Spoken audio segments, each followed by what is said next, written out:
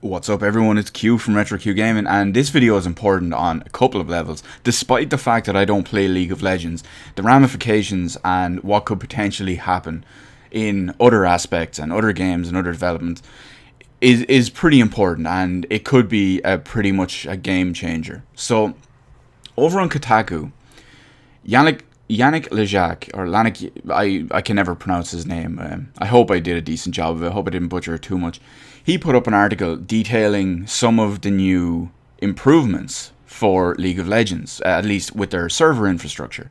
Now, a little while back, I made a video about how Riot Games, the company behind League of Legends, were working with ISPs to basically create a League of Legends network, which would funnel league data through your ISPs, through as few internet nodes as possible, to get to the servers as quick as possible, giving you overall, hopefully, a lower ping time and just a better playable experience at the end of it.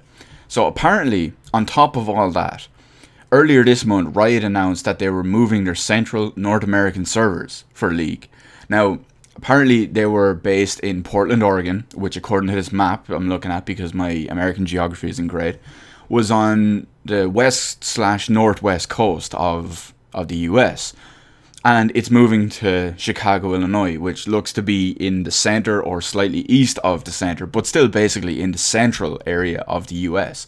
So this makes perfect sense to me, because with the servers being on the west coast, sure, people on the west coast are going to have a pretty good ping because they're relatively close to it. But people in central US have to jump halfway across the US. People in like the southern states have to jump over halfway across the country. People on the west coast have to jump the entire way across the country. So basically, you'd be looking at like 75, maybe 80% of the player base on those particular servers that would have to deal with the higher ping because of the higher journey. So what they did was, when they moved the servers, which happened earlier this week, even though it was announced earlier this month, it actually happened earlier this week, they've completed the move. Now, they have said that the smaller amount of people on the west coast would have a slight they would have a slight increase in their ping, which seems to be reported to not too much. It seems to be gone from, say, maybe about 60 to 80 ping up to around 90 to 100, it seems. So it's not too bad. It's not great, but given the size of the US and what I hear is a terrible, terrible internet infrastructure over there, it doesn't really surprise me. So that seems relatively decent as well. I do also hear similar numbers from American players of Final Fantasy XIV, a game which I do play and has servers based in Canada. So, you know, it fits in with the relative number of the entire thing. But on top of all that, with the server move, they also turned on the first wave of the Riot network that I detailed earlier, and I detailed in the other video. So because of that, several places around the US, mostly some major cities, basically had the funneling service active. Now, the main aspect of that, the main thing that's a great example of that is, Yannick says in his article, which I'll have a link to in the description below, by the way, so if you're interested in any of this kind of stuff, do check that out. But he basically says that he lives in New York and he's always played League from New York, and his ping is usually in the range of 80 to 110 milliseconds, or on bad days it's up to about 120 or so. So that's okay. That's like I said, with what I hear about the US infrastructure and the size of the country, that's not too bad. I mean, it's not ideal, but it's not too bad. So on top of that was, mind you, that was before all this was turned on, and the servers were located in Portland, Oregon, and not Chicago, Illinois. So he says that now, after the move, and with the funneling service turned on, because New York was one of the few places that was activated, his ping has dropped from anywhere between 80 to 120 to a consistent 25. That's brilliant. So on a good day, when his ping was anywhere between, say, 80 to 110, as quoted by him, he's dropping his ping by anywhere to like 1/3 or 1/4 of what it was. And on his bad days, when it was like in around 120, he's basically dropping it to 1/5 of what it was. That's a huge difference, mind you. That's a massive difference. Now, I live in Ireland, and I play on European servers whenever I can. I'm accustomed to playing on servers with like anywhere between a 15 to 30 millisecond ping. Obviously, there are some games and some servers where that's not an option, and I'm kind of forced up to maybe like a 50 millisecond ping. Or in the case of Final Fantasy, when I play that on the servers I play on, because despite the European servers being located in Canada, I know how senseless is that, for the moment at least. I'll get into that in a little bit. But despite that, on the quiet times, I get a ping of roughly 60. So that's still pretty good, jumping across an ocean. And on the bad days, I get like 80 to 100. So, I'm just saying, he's now down at something I'm familiar with. I'm familiar with a ping of roughly 25 for stuff. And I know, because of playing Final Fantasy, in my case, I know the difference in how responsive a game feels when you're playing with in around 100 millisecond ping versus in around a 25 millisecond ping. So that's a huge difference. So that's fantastic. And there is more cities going to be turned on in the second wave of this funneling service from Riot Games, but it's just crazy that it can make such an improvement, and that a company would invest. So obviously, League of Legends is huge, and it's a massive esport game, and there's so much money involved in it. But that a company would invest so much into it to do this kind of thing, to work with ISPs, not just relocated servers, but to work with ISPs to do this kind of funneling service in general, is phenomenal. That's brilliant, if you ask me. Because of how effective and how much of an improvement this seems to have been, I wonder, and I do hope as well, that this catches on in other games. Specifically, in Final Fantasy XIV would be a nice one. But not just that, just in any other game as well. Be them free to play, be them buy to play, be them pay to play, be them, MMO, RPGs, MOBAs, first-person shooters, whatever. It's a fairly substantial improvement, and a fairly significant improvement and investment and upgrade for the players. So, why I made this video, even though I don't play League of Legends, but the fact that everything I just talked about and how it could be a game changer. Companies could see, okay, I have this massive game, and people really want to play it. If we invest a bit more in the network to make everything a bit better, it could be completely positive. Now, the reason why the main reason why, this I wouldn't call it the main reason, but the most personal reason why I can relate to this video is because, like I said, for the past 2 years, since Final Fantasy XIV relaunched at 2.0, the servers I've been playing on were both the North American and EU designated servers were based in Canada. Now, fair enough, like I mentioned earlier, on a bad day, my ping can be anywhere up to like 80 to 100 milliseconds, which is still pretty good by the standards set by these servers. And on a good day, I'm getting like 60 ping. But there are reports of people in Europe who have up to 250 millisecond pings based on where they live. There are people in America and in Canada, people that live fairly close to the servers, relatively close, I should say. No ocean between them. But maybe they live on the same coast, or, like I said, some of them even live in Canada. And some of those people have worse pings than I do. Now, that's, of course, a couple of different reasons. There's the whole infrastructure thing, and specifically Level 3 seems to be a provider of a specific node where all the data just gets choked, because whenever you do a ping test or you do a packet trace, everything just falls apart at the Level 3 node. But either way, were, say, Square Enix, now this is an example, I don't think Square Enix would do this at all. I would love if they did, but I just don't think they would. They seem to be fairly, prehistoric with their network infrastructure and some of their programming aspects. I'm not bashing them. It's not a bash video. I'm just saying I've played the game. I've experienced all this firsthand. So I do feel that, as much as I like the game and I like Square Enix, it just seems archaic.